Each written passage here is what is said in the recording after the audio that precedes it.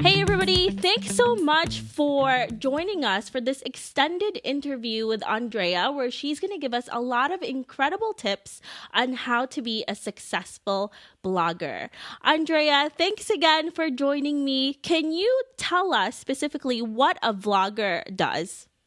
Yeah, so vloggers basically talk cameras, to put it really simply. People confuse us sometimes with videographers. Videographers are probably maybe like they take videos of pretty places and drone shots and do wedding videos maybe or corporate videos, so many types of different videos. But if you are a vlogger, you are talking to a camera. There are many different types of vlogs. I could be doing a vlog in which I describe what I do on a day-to-day basis. So like, there's vloggers that do daily vlogs. There's vloggers that, like me, include interviews and include a lot of B-roll, which is supporting video of whatever it is, maybe of a location, for example. So there's different types of vlogs that you can do, but if you talk to a camera, you're vlogging. What type of expertise do you need in order to do this job? So one thing that you definitely need, and it's not as much as an actual specific skill, but you are going to be in front of the computer for a long time. So if you're scared about actually talking to the camera and being comfortable on camera, that is one thing. But another thing is that editing takes a long time. So you have to be patient and you have to be a little bit tech savvy in order to put cool videos together that have a really nice storyline. So that would be one thing. Other skills are basic video skills, editing skills, and a video is going nowhere if after publishing it, you don't do a little bit of marketing. So a little bit of digital marketing and knowledge in social media is also very important to have. What are some basic equipment or programs that you need in order to start out as a vlogger? You need a camera that has a flip screen or that is Wi-Fi enabled so that you can see yourself on camera and you see how the shot is composed and you see that you are focused and all of that. So a camera that has any of those capabilities is very important. I always suggest that if you're going to invest in a camera that has an input for a microphone, because having good audio is just as important as having really great visuals. You don't want to break anyone's ear if you're vlogging outdoors and it's super windy. A camera, a microphone, you need a tripod as well because you are probably going to be a one-man band. I don't know any vloggers, or I don't know many vloggers that start out with a team. If you do, I'm jealous because I didn't start with a team. But yeah, you need a tripod. That is going to allow you to go anywhere and set it up somewhere and just start vlogging and recording yourself. And for editing, there are all kinds of programs you can start with. There's some very simple ones that you might already have in your computer, like an iMovie or Windows Movie Maker. Does that still exist? I don't know. But for example, the one I use right now is Adobe Premiere, which is the one I got really comfortable with. But some people use what's the name? Final Cut, but I use Adobe Premiere.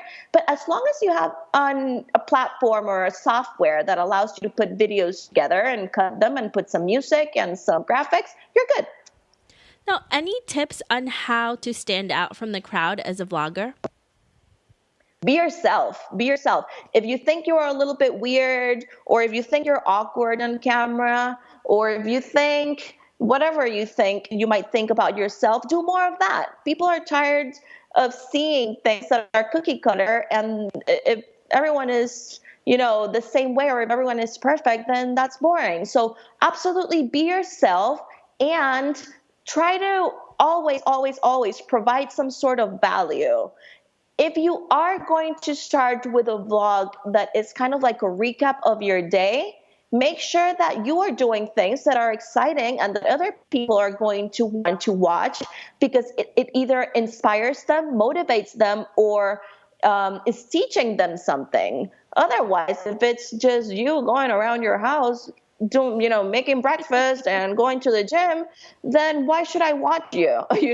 So always try to stand out by having something to offer that is either inspiring, motivating, or educational or informative, I should say. So, do you also have any tips on how to be a good personality on camera? Meaning, how do you battle nervousness and become relatable to your audience?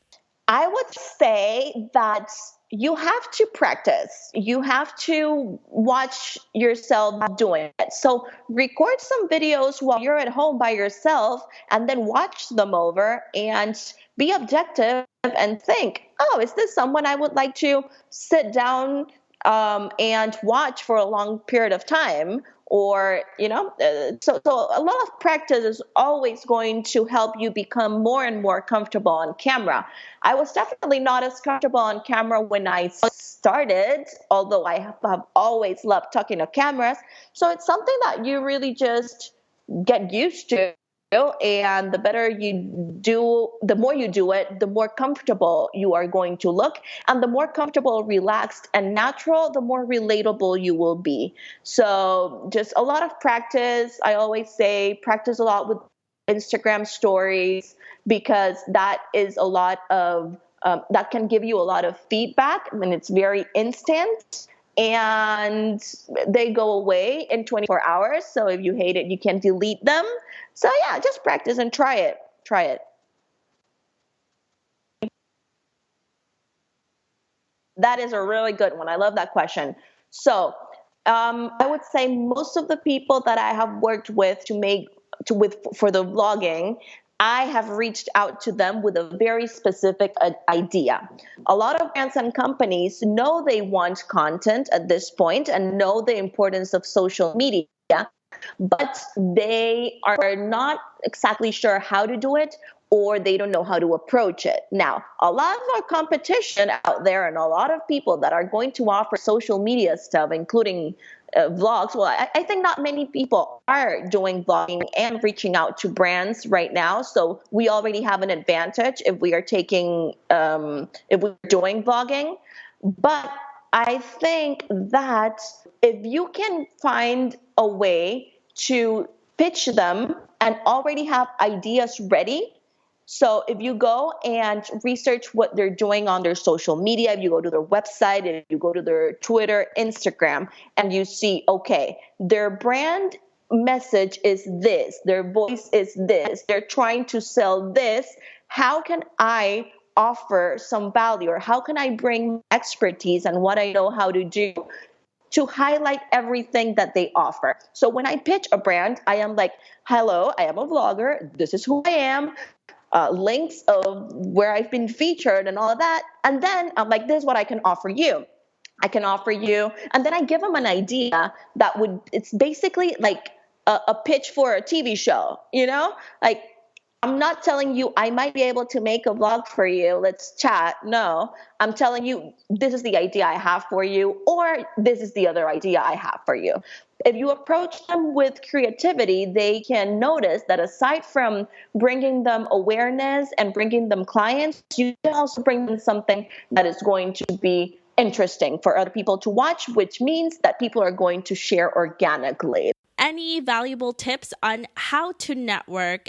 Yes, absolutely. First of all, have all your profiles in social media set up with a lot of information that's valuable. So don't underestimate any platform. You can choose to focus on a few. For example, I focus on Facebook because it's I can that's where I share my vlogs, and they're doing a lot of cool things for video creators on there. So I focus on that one. However, don't think that my LinkedIn is not filled and has all kinds of information everywhere. So LinkedIn, for example, is a great way to network. So make sure your profiles are full with information. On LinkedIn, you can also post like blogs.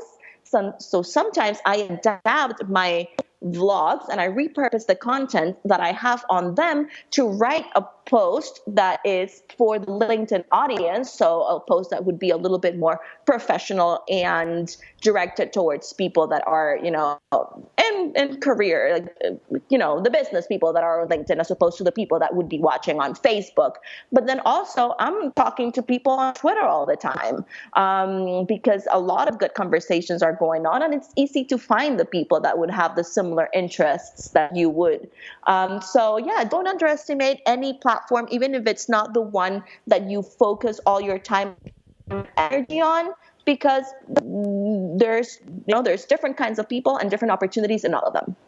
So now, once you've got a sponsor, how are you able to price your work after you have created this relationship with a company?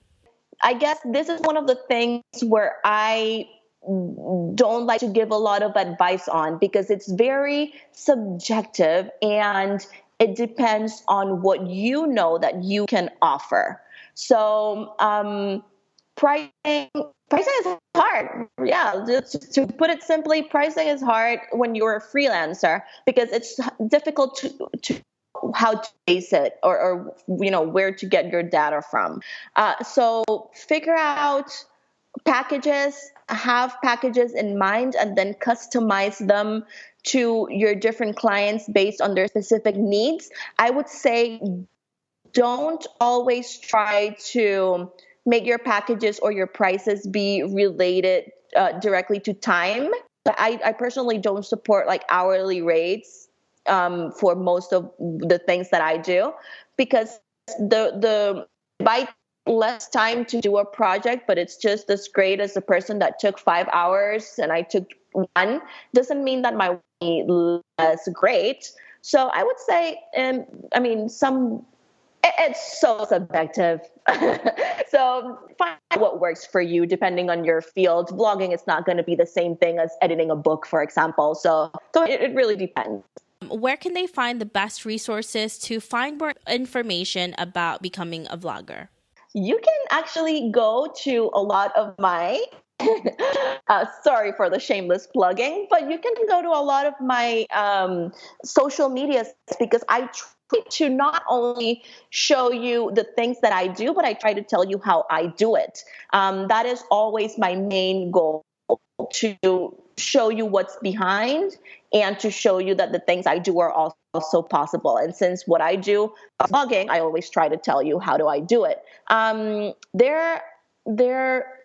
trying. I've actually the other day I was looking for webinars and stuff like that on vlogging, and I couldn't find a lot of stuff. There's a lot of stuff like how to grow your brand on YouTube or your channel or that kind of thing. But before you do all of that, you need to actually start. So I'm actually putting out a book on people who are on vlogging for aspiring vloggers, or for people who are just getting started, and that will be out soon. So yeah. That's awesome. And when you do, definitely let us know so we can let our audience know as well. Oh, girl, it will be all over. You know that. So if our listeners want to know more about you, or maybe they'll want to ask you questions about how to be a vlogger or anything else, where should they go? Of course. Well, my name is Andrea V, but you won't find me as Andrea in most places. You'll find me as It's a Travel OD, which stands for It's a Travel Overdose. So It's a Travel OD is mainly on Facebook. That's where I publish all of my vlogs, and I respond to every single one of the comments that are on there. And Instagram, I use a lot of Instagram, and I respond to all comments and DMs. So if you have any questions, you can stop by either of those. Perfect. Thank you so much, Andrea. I really appreciate all of these incredible tips that you just gave us. Oh, thank you. And thank you for listening, of course. I hope you enjoyed this extended interview. Make sure to show me some love and, of course, send me a review on iTunes, and let's chat some more on Facebook at The OB Life. I'll talk to you soon.